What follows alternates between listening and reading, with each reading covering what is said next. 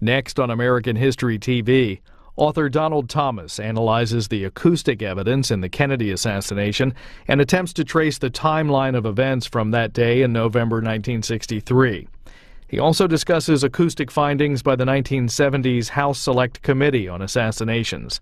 Thomas's 40-minute presentation is entitled JFK Acoustical Evidence, Challenge and Corroboration.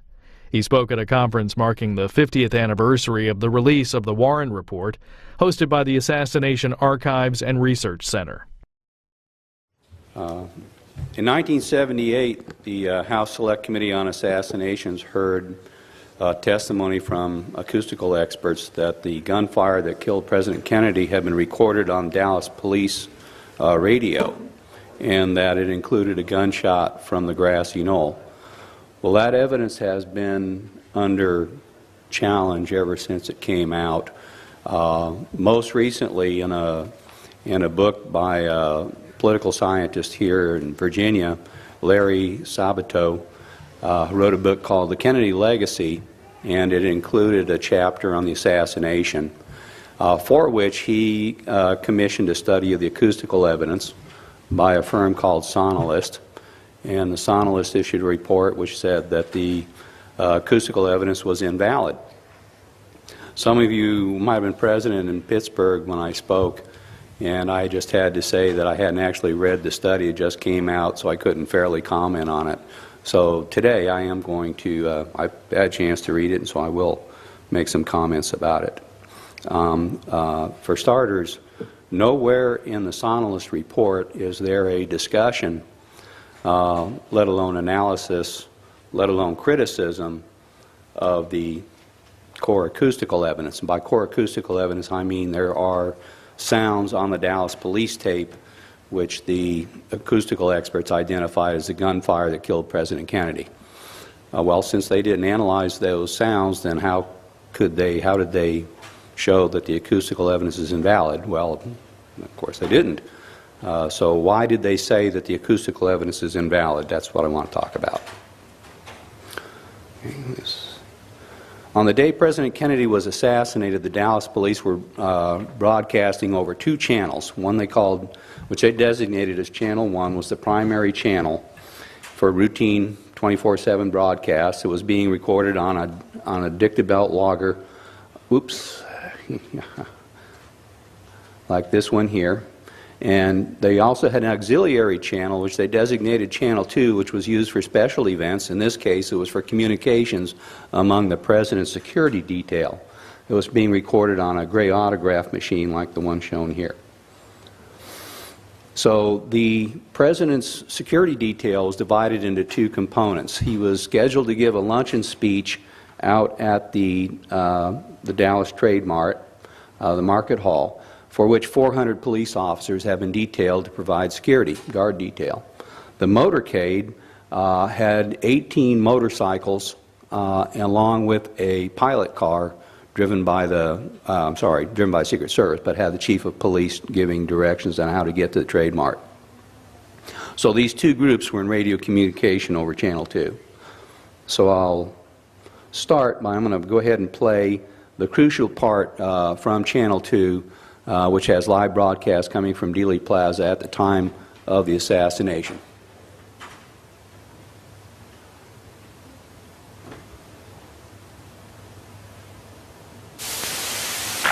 I'm at the Trade Mart now. I'll head back out that way. I'll check it. 10-4. 10-4-1, 15 car 2. 1230 KKB 364. 155 to 250.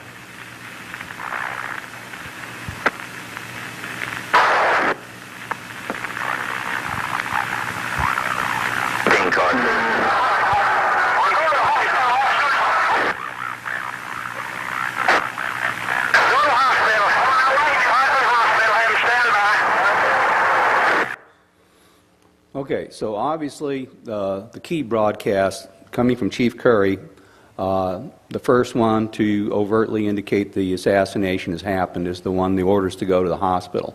The other broadcast, which came from Dealey Plaza from Chief Curry, was when he announced that he was at the Triple Underpass. So he's in Dealey Plaza. In between the two, you see the dispatcher said it was 12:30. All right. This is a picture from the motorcade shortly after, seconds after the shooting, in fact. There's the limousine in front of the picture. There's the underpass, is the bridge here, back here, and that's the lead car, the pilot car. That's where those broadcasts were coming from Chief Curry.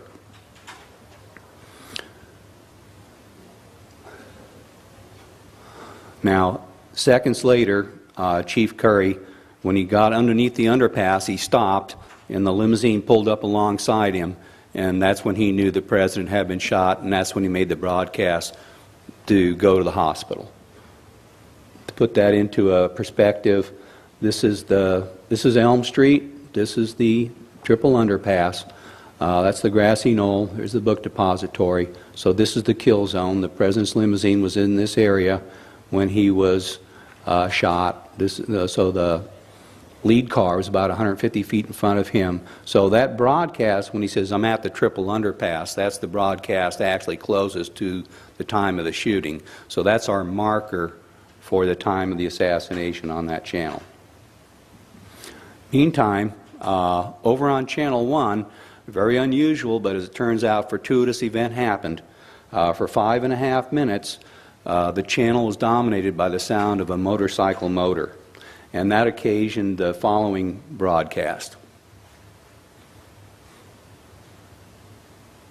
15 car 2. 15 car 2. There is a motorcycle officer up on Stemmons with his mic stuck open on Channel 1. Could you send someone up there to tell him to shut it off?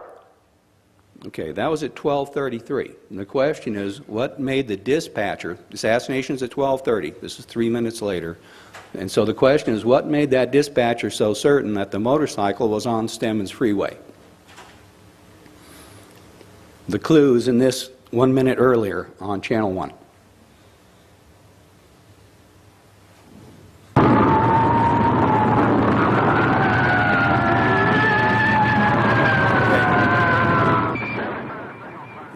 Okay. He could hear sirens. The dispatcher knew that the one emergency happening at the time was the president had been shot, the limousine was on its way to Parkland Hospital with its police escort, sirens blaring. So he simply made the deduction that the motorcycle must be with the motorcade. Well, if that motorcycle is with the motorcade, and one of the 18 with the motorcade, there was a chance then that it was in Dealey Plaza and had its microphone open, and if so, we would have captured the sounds of the gunfire and have direct evidence relevant to one of the great controversies of the assassination, that being the number of shots. Was there the 3 that the Warren Commission insisted on, or was there more than 3 as all the evidence seemed to indicate? So the House Select Committee arranged for an acoustical expert firm to analyze the recording. They chose, on the recommendation of the Acoustical Society of America, a firm called BBN, most famous for doing the Watergate tapes, but more importantly, they had done the Kent State shooting tapes, which was the first forensic use of acoustics to identify the origin of a gunshot. And more recently, they developed the Boomerang, the anti-sniper device, which is on our military vehicles, which in real time tells from the gunshot exactly where the sniper is on display, a screen, the GPS. So they were asked to apply this technology to the police tapes. First thing they did was analyze the dictabelt, looking for sounds that could be gunfire, and they found 5. So they went to Dealey Plaza, they fired test shots from the book depository and from the grassy knoll, and compared those test shots and found that all 5 of them matched, the suspect sounds matched to test shots fired in Dealey Plaza. So, including one that matched to the grassy knoll. So that was one welcome news in some quarters. And so the House Select Committee decided they needed to get a second opinion. So they went to another laboratory. These fellows, Weiss and Ashkenazi, were experts on signal analysis, especially sonar. So they had them review the study that was done by BBN, and not only did they concur with the analysis and the methods in their conclusions, they actually applied then their sonar analysis to the alleged grassy knoll shot to show to a scientific certainty that there was a gunshot from the grassy knoll on the Dallas police tape. As I said, it's been under challenge ever since. The first challenge came from the Justice Department. The House Select Committee said now that we have evidence for conspiracy, the Justice Department should reopen the case, and they, rather than do that, they asked for yet another review of the acoustical evidence. So they arranged for this fellow, Luis Alvarez, and others to do a study of the acoustical evidence. For over a year, they tried to find flaws in the analysis of the core acoustical evidence, were unable to, but then they found, thanks to a phone call from a rock musician who would listen to the call, that there was crosstalk, simulcast between the channels. Okay, and what that means is, remember, channel 1 is the one that has the sounds that have been identified as gunfire. Channel 2 is the broadcast that's coming from Dealey Plaza, where we can pinpoint the time of the assassination. So if these sounds are in fact the gunshots that killed Kennedy, they had to have been deposited on the recording at the very instant Kennedy was being shot. If there's some way to synchronize events between the two channels, then you can see if they are synchronous. Well, there was a simulcast. And ironically, it's this one. And you want to go ahead and play for us? Hello?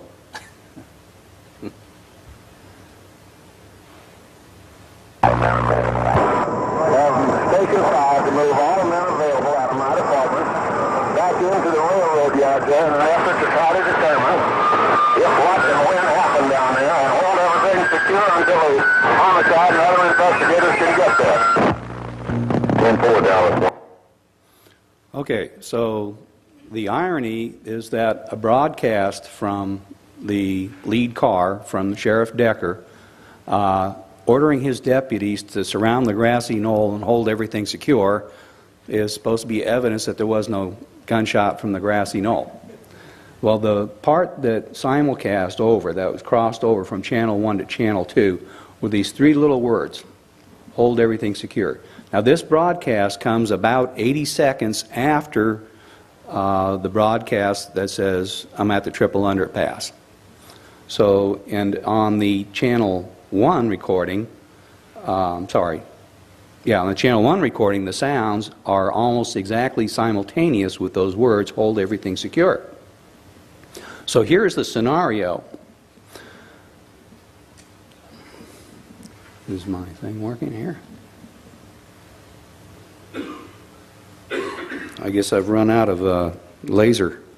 But you can see where the shooting is on channel 2, and you can see where the shots are on channel 1.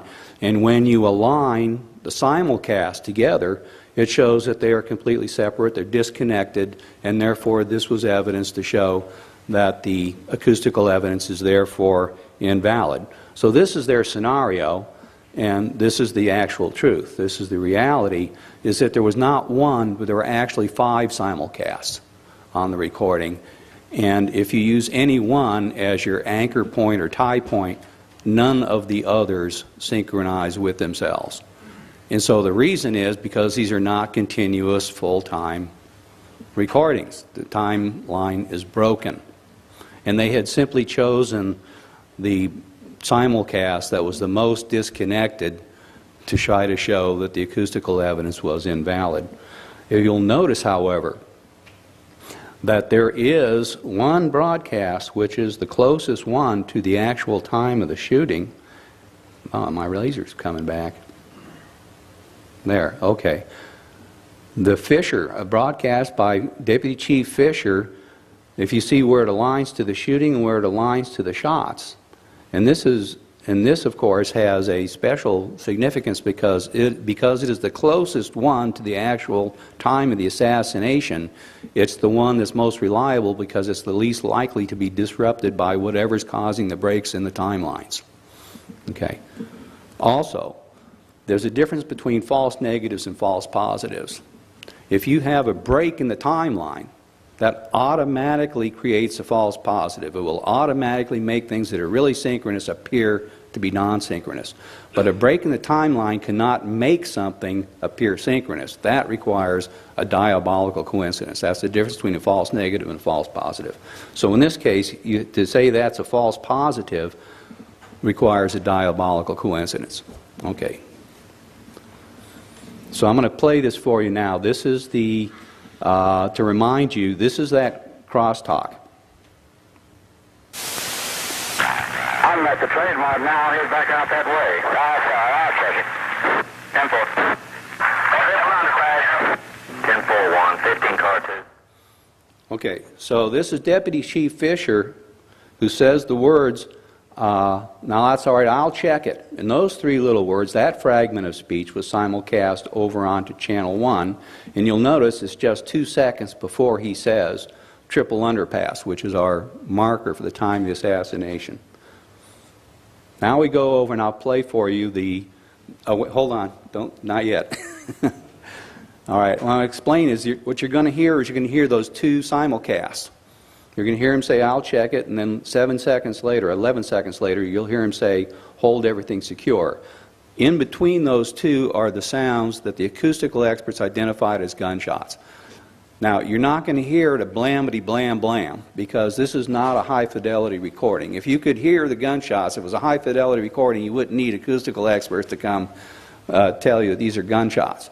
This is it's called a voice grade recording. The radio was voice grade, which means that it amplified sounds in the frequency of a human voice. That was to enhance radio communications. It doesn't mean that the gunshots won't be there, they're just not amplified. So they're buried in the background. That's why you need the acoustical experts to go out and do their study. All right, so I'm going to play for you now. You can hear the two simulcasts.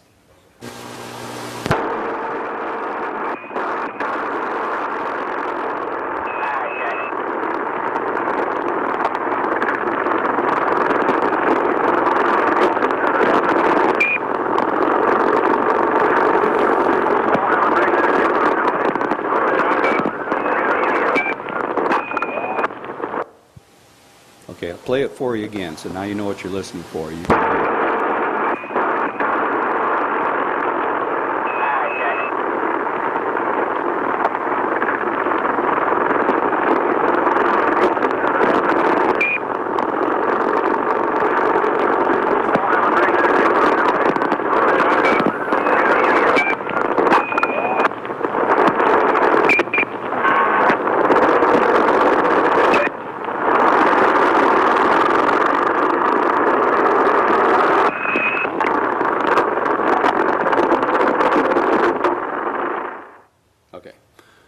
So far from being proof that the acoustical evidence was invalid, actually, when you look at all the crosstalks, you find it does corroborate the timing of the gunshot sounds as being simultaneous with the assassination. Now, here comes Larry Sabato and his study by Sonalist. This is what he says. He says, our research demonstrates the police officer with the open microphone was traveling at a high rate of speed at the time the slow-moving presidential motorcade progressed through the streets of downtown Dallas. And I had the WTF moment when I read this because, okay, we all know that the motorcycle, the motorcade had slowed to a crawl as it went through Dealey Plaza, so that part is right. Yeah, the motorcade is going really slow.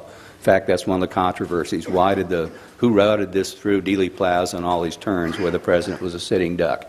So, but he says that the motorcycle at that time is moving at a high rate of speed.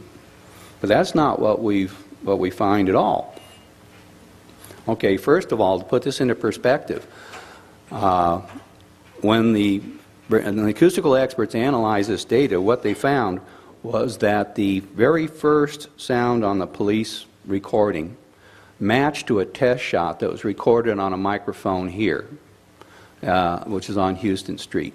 The second sound matched to a test shot that was recorded on a microphone here a little closer to the intersection, the third at this position, and the fourth here and the fifth here.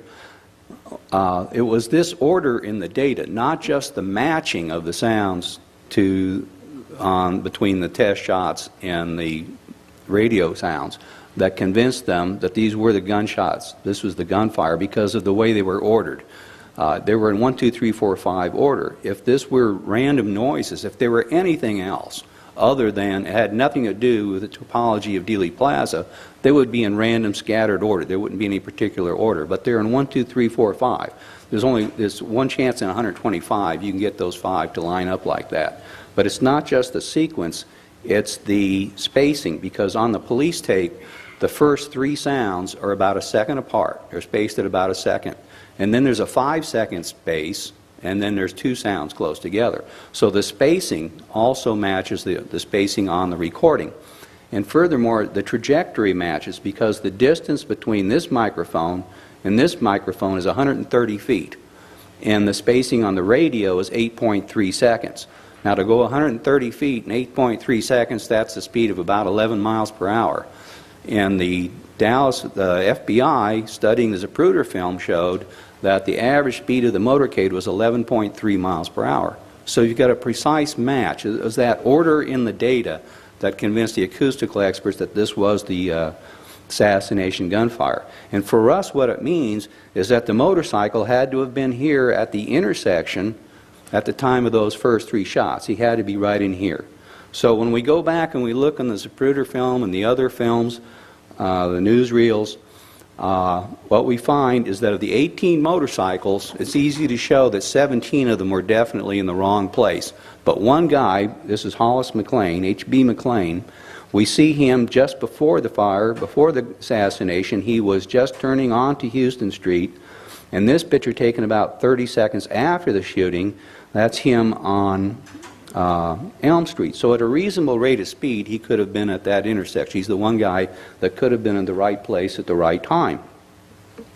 And then, so this models out the sequence of where he would have been. So he's driving slowly, he's driving at a relatively steady rate.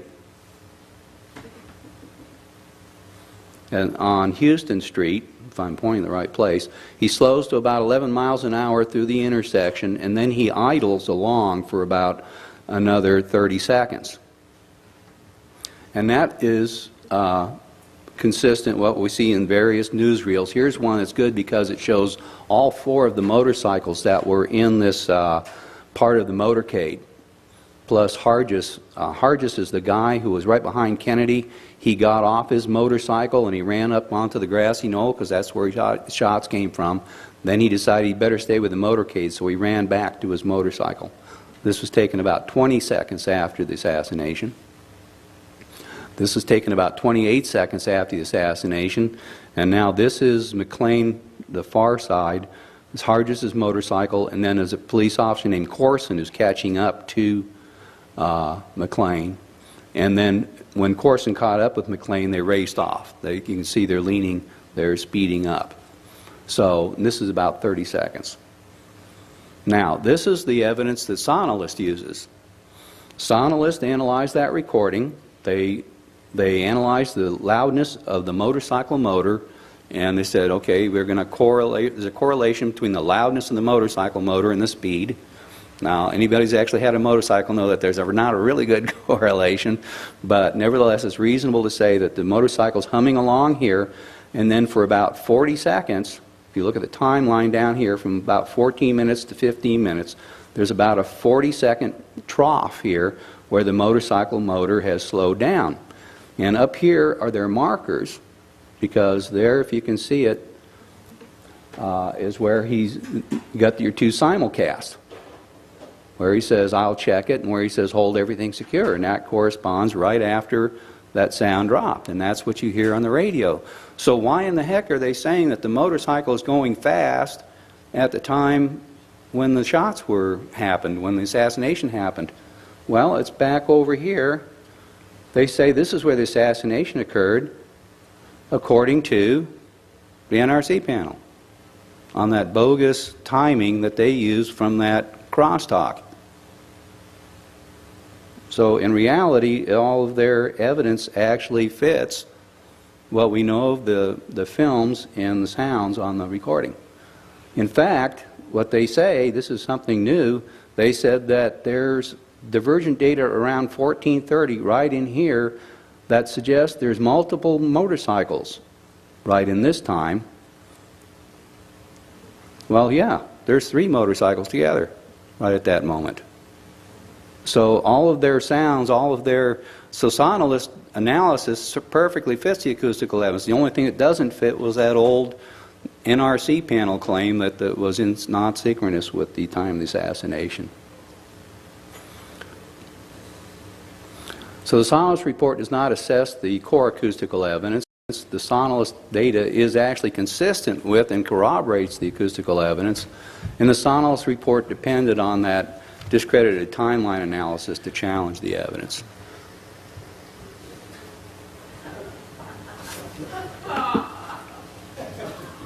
And I'll take any questions.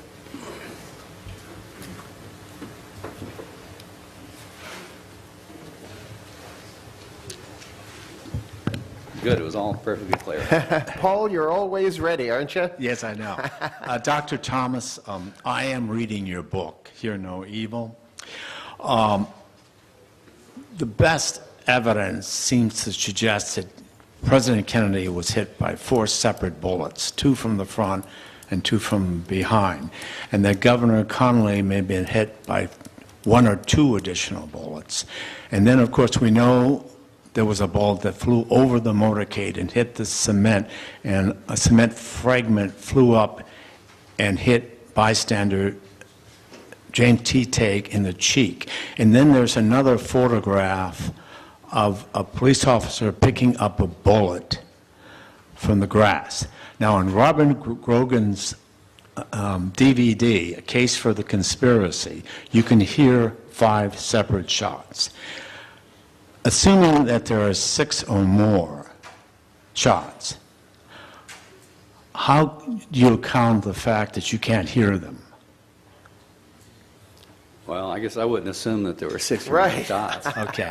Yeah, I'm going to go with the 5 shots. Okay. Now, I have heard people ask me that question all the time, actually, and basically the question being, what if somebody was shooting with a silencer? Yes. Okay, and well, yeah, if there's somebody shooting with a silencer, then I'm not going to pick it up on the police radio. So it would be a silencer. Okay. That if you can't hear the shot. That would be in a scenario. I'm not Right. personally. I don't see why, if they're blasting away from 3 different places, why somebody with a silencer would be involved. But strictly on the acoustical evidence, yeah, you can't. You would have to be a silencer. Dr. Mantic? Always good to hear you, Don. Tell me, did you do your analysis based on the Bowles tape, or have you used the FBI copy also? Yeah, I'm glad you asked that, because really the real acoustical evidence, the heavy lifting, was done by these guys at Bolt, Baranek, and Newman. I'm sort of in the position of defending. I claim I understand the evidence, and actually, as far as anything acoustical, really, it was where I calculated the caliber of the gun from the shock wave on there. Yeah. But yeah, we're using the FBI. What I played for you here was the FBI recording. Go ahead. So your original paper used Bowles, but now you're using FBI? I'm still not quite sure.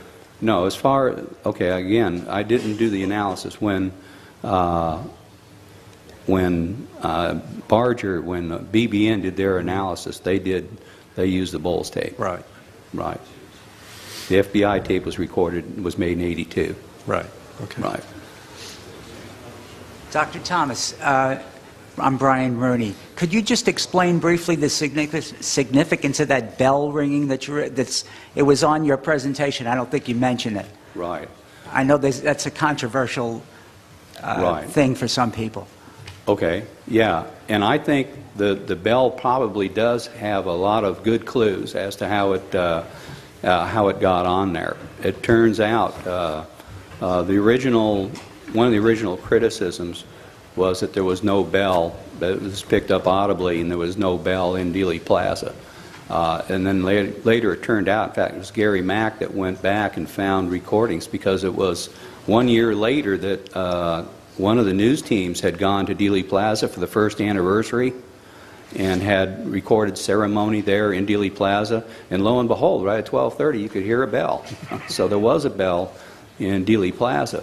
But that doesn't necessarily mean that's where that bell came from, because later it was discovered that there's a slight offset in town in the two recordings.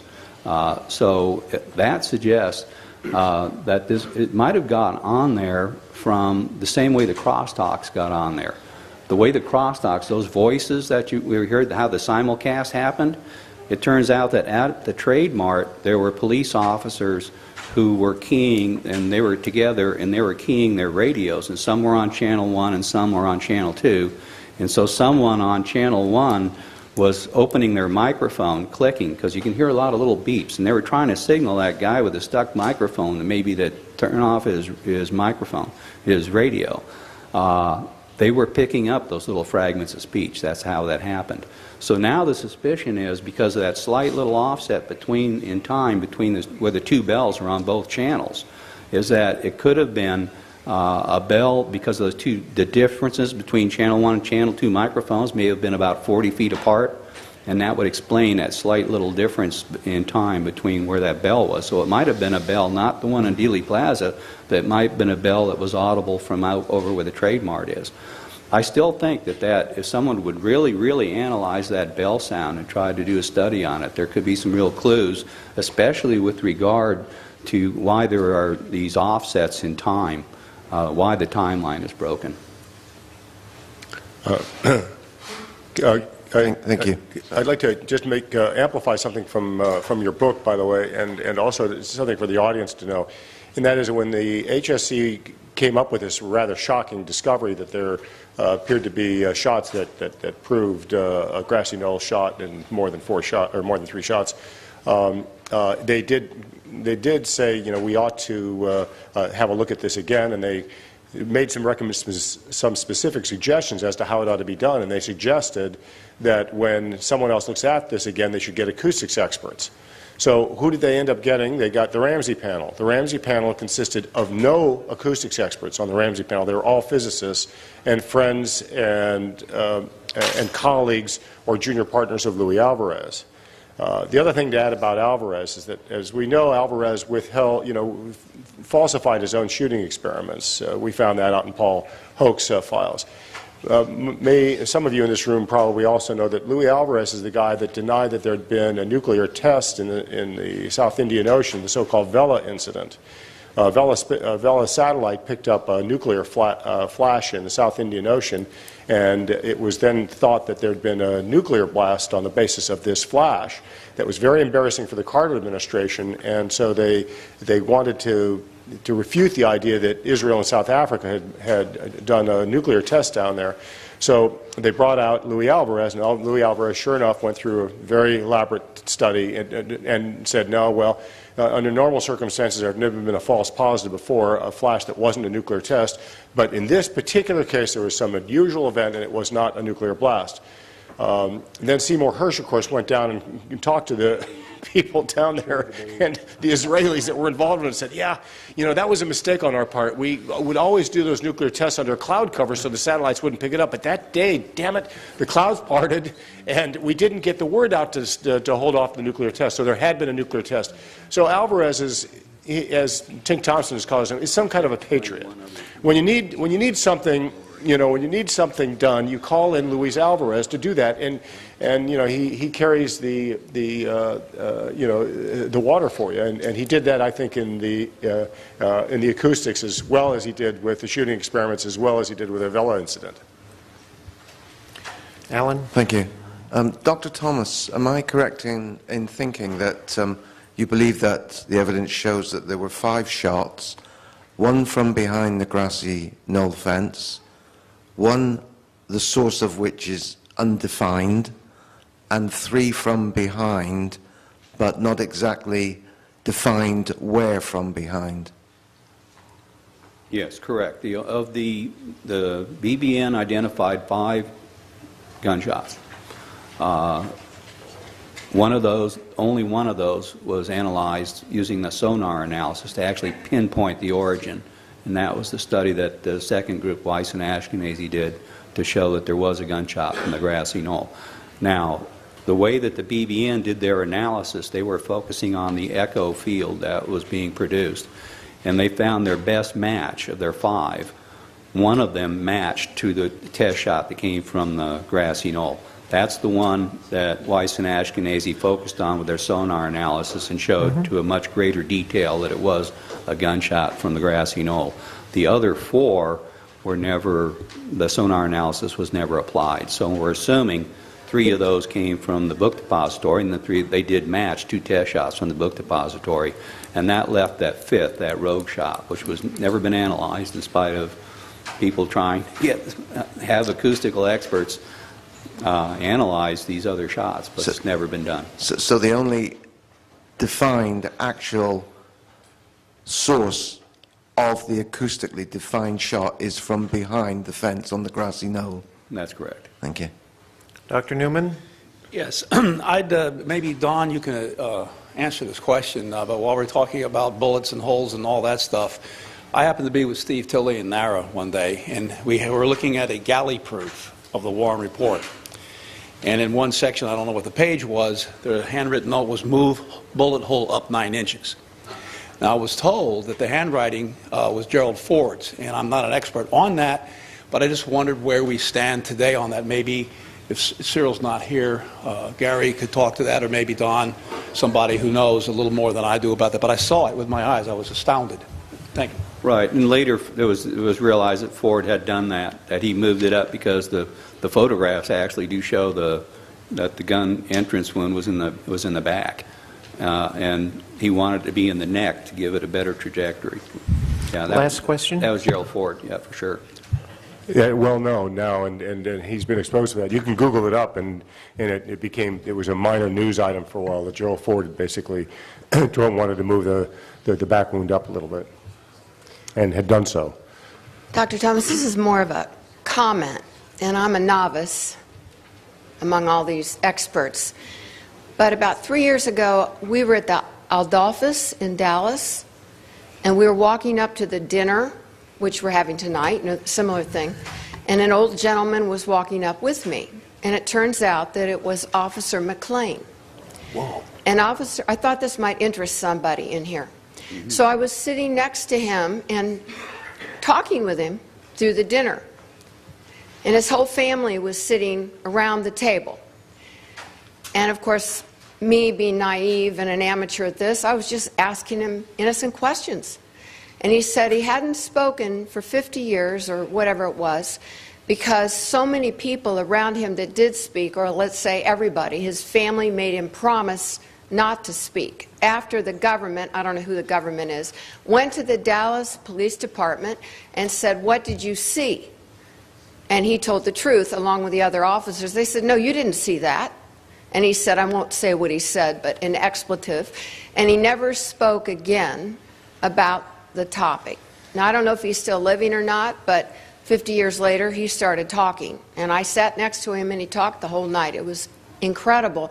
It made me really sad because I remember as a young, I was like 11, seeing him next to Mrs. Kennedy's, next to the car. And he said he's the one that told Mrs. Kennedy, you have to let your husband go now. I mean, you know, that's a moment you never forget. Right. Thank you. Mr. Gordon, we've really got to move forward. Is it possible, could we address this with Doctor in private? I just want to make a statement Okay. for the record. I was the one who synchronized the acoustics tape with the Zapruder film for the House Assassinations Committee. And it was a unanimous feeling of all of us who were working on it that the fatal shot came from the front. Professor Blakey didn't want that. He wanted the fatal shot to be from behind and changed what we had done. But we were unanimous that the shot had come from the front. That's all.